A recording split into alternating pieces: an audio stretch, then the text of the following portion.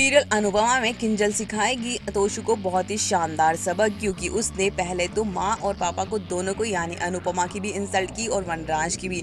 साथ में अब तोशु डिसाइड कर चुका है कि इतने ड्रामे के बाद वो इस घर में नहीं रहेगा और अब किंजल को उसके साथ ही रहना पड़ेगा और उसी का ये लास्ट इसका फाइनल फैसला यही होता है। और वो किंजल से भी लड़ाई कर बैठता है।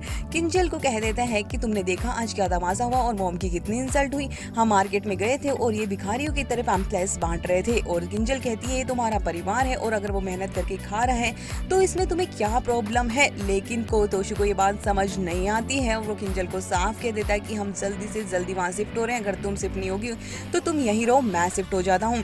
और किंजल को अपना फैसला सुना देता है और यहाँ पर किंजल उसको सबक सिखाने के लिए कह देती है कि ठीक है ऐसा करो, तुम अकेले ही जाकर रहो, मैं भी देखती हूँ कि तुम कितना वहाँ पर रहते हो और तुम कैसे अकेले हैंडल करते हो सारी सिचुएशंस।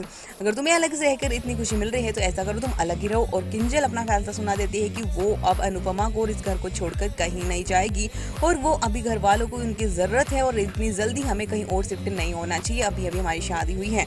लेकिन दोस्तों को ये बात समझ नहीं आती है और किंजल भी अपना फैसला सुना देती है और उसको सबक सिखाती है कि तुम्हें देखती हूँ मैं कि तुम कितने दिन अकेले रह पाते हो।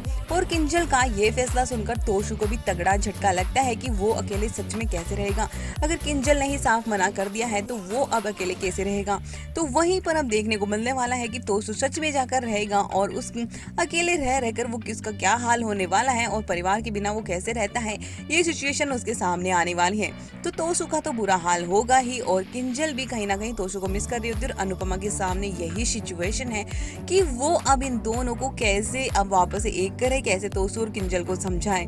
तो एक अनुपमा बार बार किंजल को समझाती है कि तुम्हें तोशु के साथ रहना चाहिए, लेकिन किंजल और तोशु में इतना बड़ा झगड़ा हो गया है कि दोनों ही ईगो पर आ गई है और तोशु और किंजल दोनों ही अब एक अनुपमा के साथ रह रहा है तो दूसरा पेंटा हाउस में।